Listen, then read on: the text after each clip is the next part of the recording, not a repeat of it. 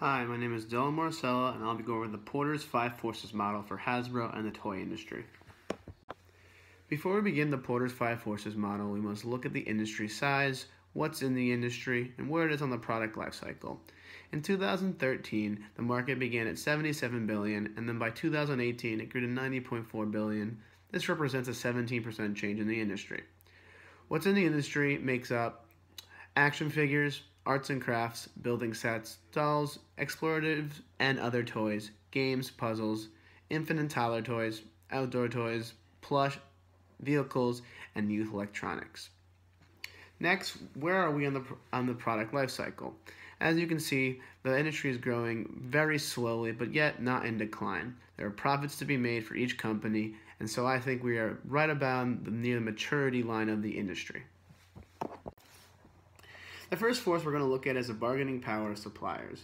Hasbro doesn't actually in-house manufacture any of their products, rather outsource it to third-party manufacturing firms in China, Vietnam, and India.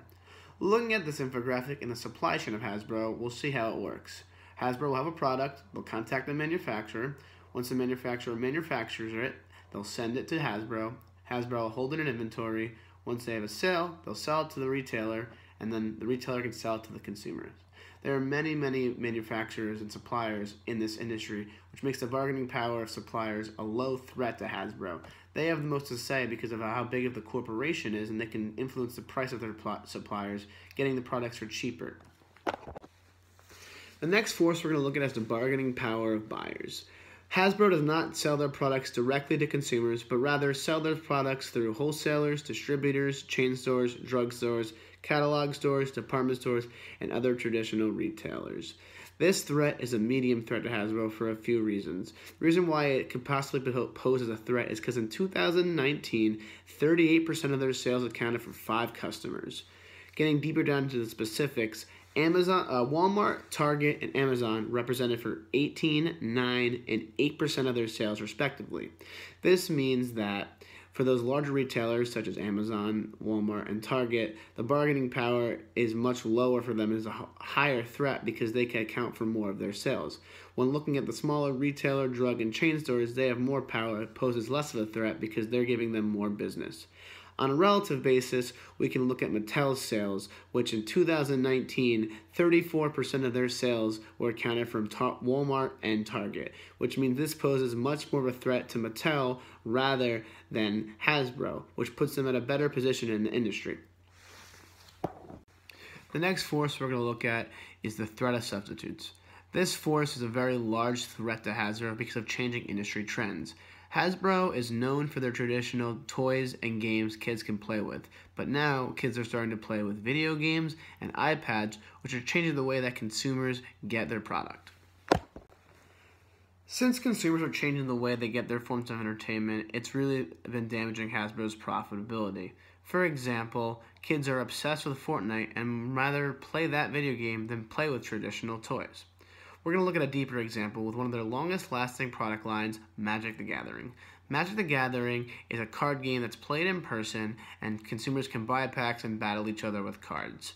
One of their threats, Activision, which owns Blizzard, released a game not too long ago called Hearthstone. Hearthstone is almost exactly the same thing as Magic the Gathering except with one kick. It is done over the internet. Hasbro saw that Hearthstone has gained market share in their space and needed to come up with a way to kind of combat this threat. So what they did is come up with a game called Magic Arena. The exact same thing as Magic the Gathering, except it's done over the internet. This really hurts their profitability on Magic the Gathering. The reason why is because first of all, they have to, 1, develop a team to create this online platform, then 2, they have to develop servers, which costs money, and then 3, update the servers and the internet game to make sure everything runs smoothly and that consumers are happy. This is costly for Hasbro, and they have to invest a lot of time where they could have been doing something else, and hurts the overall profitability of their investment of Magic the Gathering. The next force we're going to look at are barriers to entry. The barriers to entry of this industry are actually very small, which poses threat to Hasbro, but Hasbro is able to push their competitive advantage to negate the effects of this. The reason why the barriers to entry are so small is because of social media. Smaller firms are able to market their forms of entertainment and games easier now than ever because of social media. Hasbro's able to negate the effects of low barriers to entry because of their size, and that's one of their competitive advantages. Hasbro's able to buy out companies that are competing with their existing market share. For example, earlier in 2019, they completed the acquisition of E1. E1's brands were competing with Hasbro brands, so they bought them out. The reason why it was a profitable investment for them is because they're so large and they're able to achieve economies of scale. So, when they bought out E1's company, they're able to produce their products for cheaper and therefore making it a profitable investment for them. The last force we're going to talk about is the competitive landscape. There are a couple few competitors in the industry, but they own franchises of brands, which makes for a lot of different products in the industry. The main competitors are Lego, Mattel, Jakks Pacific, and Mego. The competitive landscape is a strong force in the toy industry for a few reasons. The first reason is high exit costs, large barriers to exit, and large capital requirements.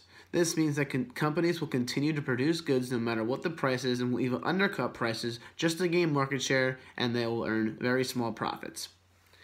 The next reason is due to the size and nature of the industry. There are a few large competitors with large brand portfolios with lots of money. This means that if they see sales declining, they can reinvest into product innovation and marketing to help gain market share and come back on top.